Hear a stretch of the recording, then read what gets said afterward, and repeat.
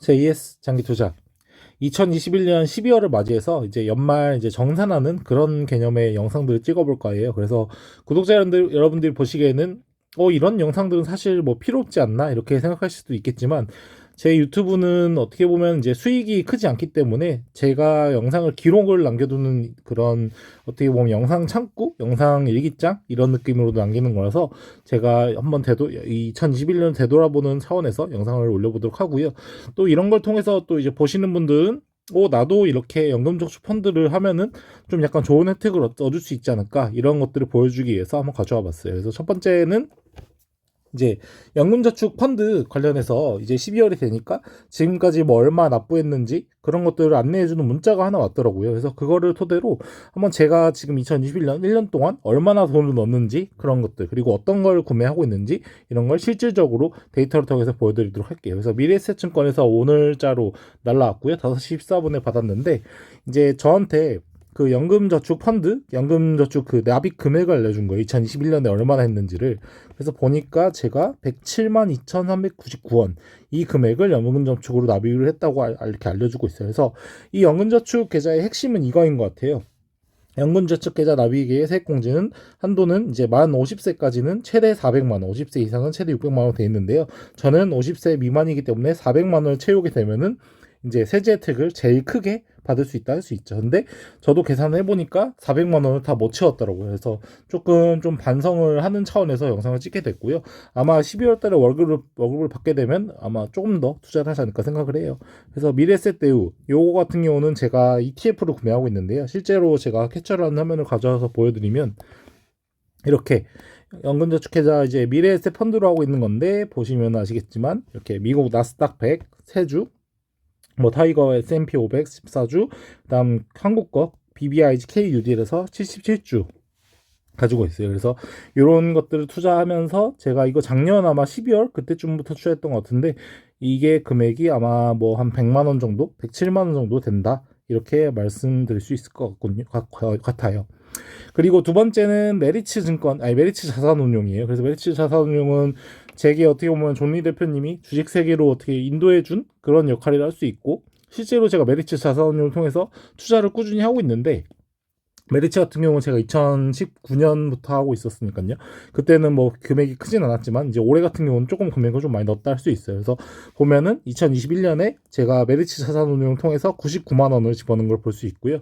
좀 적립식으로 꾸준히 한 월 15만 원 이렇게 하다가 중간에 이제 주식 투자를 더 직접 투자를 하고 싶어서 5만 원밖에 안 하다 보니까 금액이 좀 적었는데요. 99만 원이고 제가 총 투자한 금액도 여기도 보시면 나와 있는 것처럼 아이고 이거 끄고 봐야겠죠? 이게 아니고 총 투자한 금액은 279만 원인 걸 볼 수 있어요. 그래서 수익률은 제가 이 연말 한 12월 말 되면은 그때 찍어서 보여드리도록 하고요. 지금 가지고 있는 메리츠 자산운용의 그런 펀드들은 이런 차이나 증권, 부의 비중으로 보면 중국 주식이 가장 큰 걸 볼 수 있고요. 그 다음에 메리츠 헬스케어 요거 합치면 27%니까 사실은 중국 주식보다 더 크긴 크네요. 제가 이거를 그러니까 어쩔 때는 거치식으로 한 번에 투자를 하기도 했었고 또 분할 매수로도 하고 이러다 보니까 좀 나눠졌는데 나중에 결국은 그 보유 리스트를 보면은 얼마를 투자했는지 볼 수 있더라고요. 그래서 대충 이렇게 살펴보시면은 이 차이나 증권이나 글로벌 헬스케어 쪽에 많은 투자를 한 걸 볼 수 있어요. 그래서 제가 이 메리츠 쪽은 투자 포인트는 이제 중국 시장, 중국 플러스 헬스케어라 볼 수 있고요.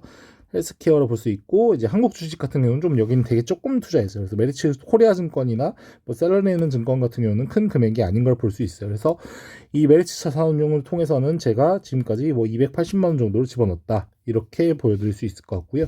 마지막으로 이제 최근에 연말 들어서 투자했던 이 뭐였죠? 강만철 회장님이 운영하시는 제가 지금 갑자기 기억이 안 나는데 어쨌든 이 펀드가 뭐였지? 기억이 잘 안 나네요. 자사운용사 이름이 잘 기억이 안 나는데 어쨌든 강망철 회장님 그 펀드를 통해서 투자를 하고 있고요. 이건 연말에 투자해서 많은 금액을 못 넣고 지금까지 보시면 아시겠지만 연간 납입 한도가 300만 원인데 283만 원이니까 총 17만 원밖에 안 는 걸 볼 수 있어요. 그래서 보시면은 이렇게 17만 원 정도. 이거는 뭐 투자한 지가 얼마 안 돼가지고 아예 그냥 다 공개를 해드렸는데요.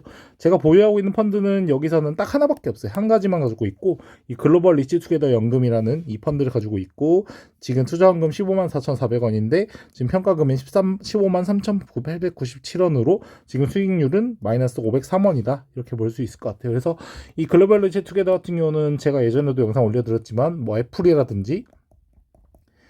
애플이나 또 마이크로소프트 뭐 있었죠? 아무튼 명품 주식들, LVMH, 뭐 루이비통이나 구찌 이런 것들 투자하는 주식인데 좀 약간 저도 명품 쪽에 투자하는 게 굉장히 좋지 않을까 생각이 들어서 이 펀드는 적립식으로 꾸준히 조금씩 사야겠다라는 생각으로 모아가고 있다. 이렇게 보여드릴 수 있을 것 같고요. 제가 그래서 한번 2021년에 이 세 개의 증권사를 통해서 증권사나 뭐 자산운용을 통해서 얼마를 투자했나 보니까 메리츠 자산운용이 지금 올해 99만 원 넣고 아까 그 미래에셋대우생에서 한 107만 원 넣고 또 17만 원 정도 아까 기억이 안 나네요. 네, 그 하나 투자해서 지금 이 정도 금액을 했다 할 수 있고요. 네, 자 확인해보니까 에셋플러스 자산운용이네. 그래서 에셋플러스 자산운용, 메리츠 자산운용, 그리고 메리에셋대우 ETF 세 가지를 합쳐서 제가 2021년에 투자한 연금저축 펀드 금액이 223만 원이었어요. 그래서 223만 원을 2021년 동안 투자를 했다 할 수 있고요.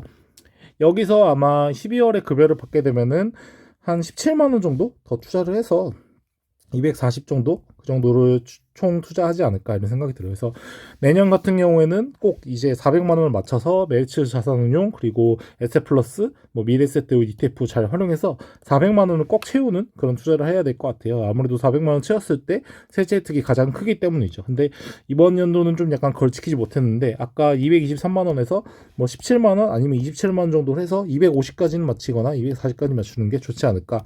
그리고 제가 만약에 한 250만 원까지 맞춰놓고 이거를 통해서 얼마나 정산 금액을 환급받았는지 이런 것들로 한번 공유를 들어보도록 할게요. 그래서 실제로 연금저축펀드 한 250만 원 투자했을 때 1년에 어느 정도의 연말정산 환급을 받게 되는지 그런 것들도 나중에 연말정산 환급을 받았을 때 한번 공유 드리도록 하겠습니다. 네, 그래서 오늘은 약간 제 중심에 약간 영상을 찍게 되는 것 같은데요. 구독자 여러분들께 좀 약간 죄송한 마음이 있고요. 어쨌든 이런 식으로 저는 꾸준히 연금저축 펀드를 계속 모아가고 있어요. 그래서 30대 지금 제가 초반인데 30대 초반에 이렇게 연금저축 펀드를 미리미리 해둔 다음에 과연 55세가 되었을 때 이 계좌들의 금액이 얼마가 되었을지 그리고 연금은 얼마나 수령하게 될 수 있을지 그런 것들이 저는 굉장히 궁금하고요. 이거와 더불어서 저는 이렇게 연금저축 펀드도 하고 있고 연저펀 하고 있고요. 연금저축 펀드 그 다음에 플러스에서 국민연금 있는 거고 그리고 나중에 이제 배당 주식까지 하게 되면은 아마 제가 노후가 됐을 때 더 이상 제 몸이 일을 하기 힘든 그런 시기가 왔을 때 이 세 개의 안정망으로 제가 아마 노후 생활을 잘 즐길 수 있지 않을까 생각이 들고요. 아마 이 셋 중에서 제가 생각했을 때 가장 지금 이 페이스로 간다면 큰 비중을 차지할 거는 이거이지 않을까 생각을 해요. 그래서 배당 주식이 아마 가장 많은 금액을 가져다 주지 않을까 노후에 그런 생각을 하고요. 근데 이렇게 생각을 했는데 나중에 어떻게 보면 알고 보니 이 연금저축 펀드가 제일 큰 금액이 될 수도 있는 거예요. 어쨌든 지금 2021년이고 제가 찾는 기간이 2045년이다 보니까 24년 동안 제 돈이 열심히 일을 하면서 이 배당 주식을 넘어서는 그런 수익률을 낼 수도 있지 않을까 이런 생각이 들어요. 그래서 연금저축 펀드가 큰 금액이 될 수도 있을 것 같고 국민연금 같은 경우는 어떻게 보면 이렇게 정해진 그런 금액이다 보니까 아마 제 생각에는 이 국민연금이 꼴찌가 되고 그 다음에 연금저축펀드가 2등, 배당주식 1등 이런 포트폴리오로 가지 않을까 이런 생각을 하는데 과연 2045년에 어떤 결과가 나올지 그때까지 유튜브가 이렇게 유지가 되고 있을지 저도 굉장히 궁금한데요.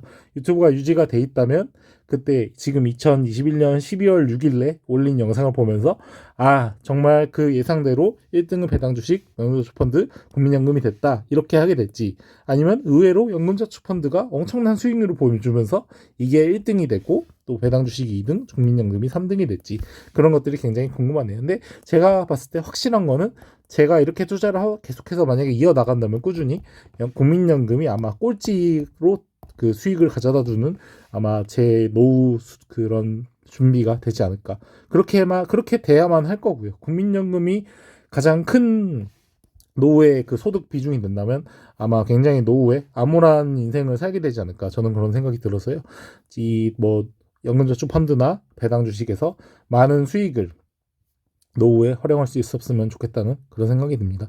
뭐 국민연금을 하지만 뭐 제 윗세대 분들 20년 30년 동안 국민연금을 넣은 분들은 아마 국민연금이 당연히 소득의 1순위가 되겠죠. 하지만 지금 2030 세대들은 아마 국민연금의 그런 뭐랄까 수익률이나 또 출생률이 줄어들기 때문에 아마도 국민연금의 그런 노후 생활 소비 비중에 아마 낮은 비중을 차지하지 않을까 저는 그런 생각이 들어요. 그래서 국민연금 상당히 좀 아쉬운 측면이 있고요. 근데 이게 어쩔 수 없는 게 사실 새로운 태어난 사람들이 워낙 적다 보니까 당연히 지금 20대, 30대들은 굉장히 불안한 노후를 보내지 않을까 이런 생각이 들어요. 그래서 아마 저처럼 미리미리 뭐 연금저축 펀드라든지 또 배당 주식들을 꾸준히 모아가는 사람들이 그래서 점점 늘어나지 않나 하는 생각이 들고요.